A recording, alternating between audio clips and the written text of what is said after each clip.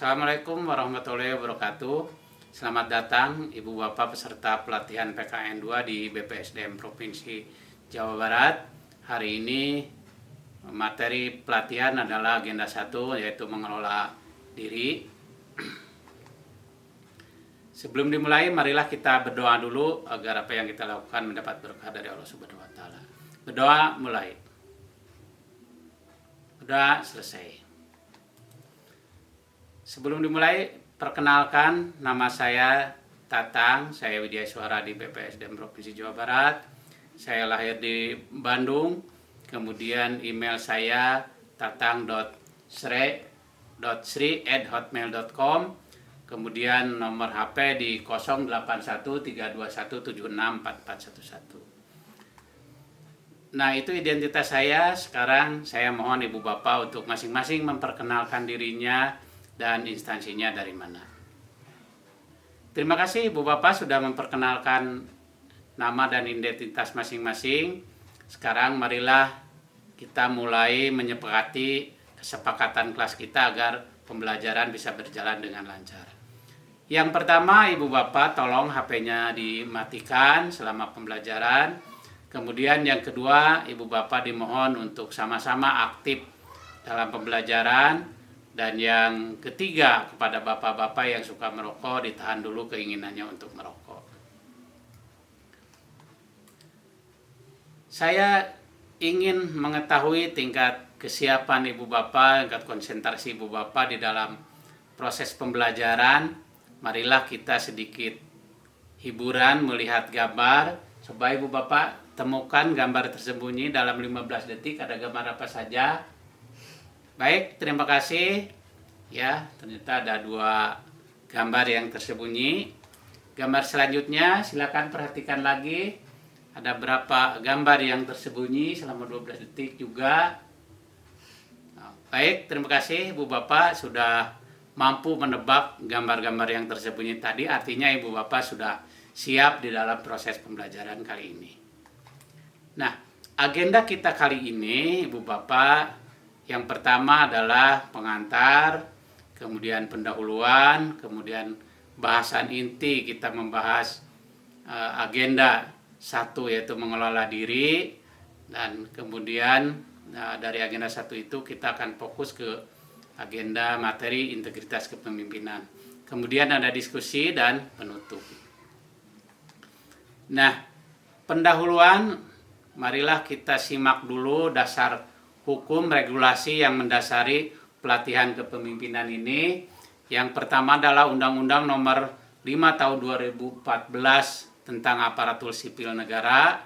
Kemudian Peraturan Pemerintah Nomor 11 Tahun 2017 tentang Manajemen PNS, sebagaimana telah diubah dengan Peraturan Pemerintah Nomor 17 Tahun 2020. Kemudian ada Peraturan LAN Nomor 5 Tahun 2022 tentang penyelenggaraan pelatihan struktural kepemimpinan, sebagaimana telah diubah dengan Peraturan LAN Nomor 6 Tahun 2022. Kemudian ada juga Keputusan Kepala LAN Nomor 2 /PDP.7/2023 tentang pedoman penyelenggaraan pelatihan struktural kepemimpinan. Nah, agenda mengelola diri, Ibu Bapak, ada 2 mata pelatihan inti. Yang pertama adalah energi kepemimpinan, dan yang kedua adalah integritas kepemimpinan. Nah, tadi kita sudah membahas tentang energi kepemimpinan. Baiklah, marilah kita lanjutkan ke materi mata pelatihan yang kedua, yaitu agenda pelatihan integritas kepemimpinan. Mata pelatihan integritas kepemimpinan ini membekali peserta dengan pengetahuan konsep dan pemahaman pemerintahan yang bersih dan akuntabel. Tantangan integritas, penguatan strategi organisasi dalam menegakkan integritas dan aktualisasi integritas dalam mengelola organisasi. Materi pokok dalam mata pelatihan ini, Bu Bapak, terdiri dari integritas kepemimpinan, indikator perilaku, delik tindak pidana korupsi, konflik kepentingan dan dilema etik penilaian risiko tindak pidana korupsi. Tujuan pembelajaran: setelah mengikuti pembelajaran mata pelatihan integritas kepemimpinan, peserta diharapkan mampu: pertama, mengetahui konsep dan pemahaman pemerintahan yang bersih dan akuntabel.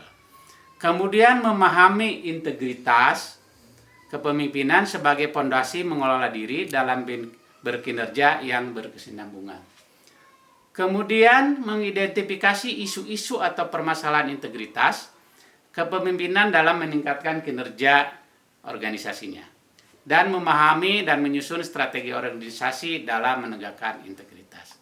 Nah, sedangkan indikator hasil belajar yang diharapkan setelah kegiatan ini adalah: pertama, mendeskripsikan integritas kepemimpinan, kemudian mendeskripsikan perilaku berintegritas, kemudian mengklasifikasikan delik-delik tindak pidana korupsi, kemudian menganalisis konflik kepentingan dan dilema etik, kemudian mengevaluasi penilaian risiko tindak pidana korupsi. Nah, sedangkan materi pokoknya di dalam integritas kepemimpinan, yang pertama adalah integritas kepemimpinan. Kemudian kedua, indikator perilaku berintegritas. Ketiga, delik tindak pidana korupsi. Kemudian konflik kepentingan dan dilema etik. Kemudian penilaian risiko tindak pidana korupsi. Marilah Ibu Bapak kita perhatikan video pendek tentang integritas kepemimpinan. Kita telaah bersama-sama. Mari Ibu Bapak. Integritas kepemimpinan. Dalam Kamus Besar Bahasa Indonesia, kata integritas merupakan turunan dari kata berintegritas, yaitu merupakan suatu sifat atau keadaan yang menunjukkan kesatuan yang utuh, sehingga memiliki potensi dan kemampuan yang memancarkan kewibawaan dan kejujuran. Menurut Arendt, integritas berarti bahwa seseorang bertindak dengan kata hatinya dalam situasi seperti apapun, sementara Dedi Marhadi dalam bukunya Integritas Bangsaku mengatakan bahwa integritas merupakan suatu sikap yang merujuk pada konsistensi antara tindakan dengan nilai-nilai dan prinsip-prinsip kebaikan serta ucapan. Dengan demikian, integritas harus menjadi fondasi yang kuat yang harus dimiliki seorang pemimpin dalam menjalankan tugas-tugas kepemimpinannya. Sejalan dengan pengertian tersebut, di Indonesia sendiri kita mengenal banyak tokoh nasional yang memiliki integritas yang tinggi untuk bangsa ini. Salah satu tokoh yang memiliki integritas ialah pria kelahiran Surabaya tanggal 3 April 1939, tokoh yang mendapat gelar Mr. Clean atas penilaian publik dan insan pers atas keberaniannya memberantas korupsi di tengah maraknya praktik-praktik korupsi yang terjadi di negara Indonesia kala itu. Ia adalah Dr. Haji Mari Muhammad MSI. Ia menempuh pendidikan terakhir Master of Arts in Economics di Universitas Indonesia. Karirnya dimulai pada tahun 1969 di Direktorat Jenderal Pengawasan Keuangan Negara Kementerian Keuangan. Pada tahun 1972 sampai pada tahun 1988, ia menjabat Direktur di Direktorat Jenderal Pembinaan BUMN Kementerian Keuangan.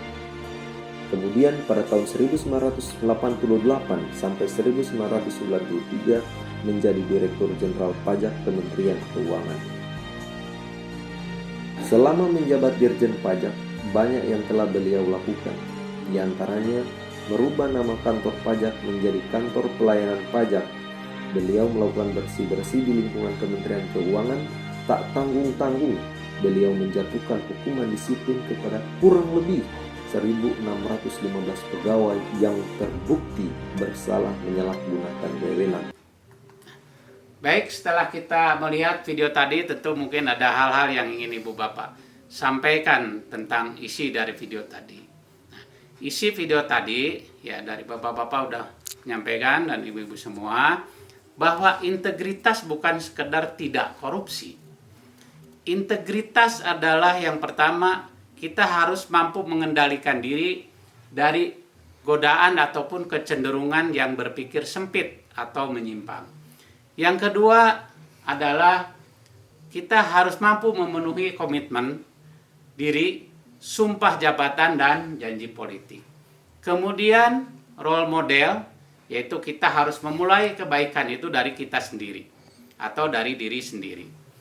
Kemudian pastikan bahwa tidak ada kepentingan selain kepentingan rakyat yang ada di dalam pikiran kita. Kemudian kita juga harus terus menjaga mutu pekerjaan agar tetap akuntabel dan transparan. Dan dari video tadi juga, kita harus berani menanggung risiko demi kepentingan dan kesejahteraan publik. Nah, selanjutnya Ibu Bapak, bahwa integritas itu harus didasari oleh cinta. Cinta merupakan fundamen dari integritas.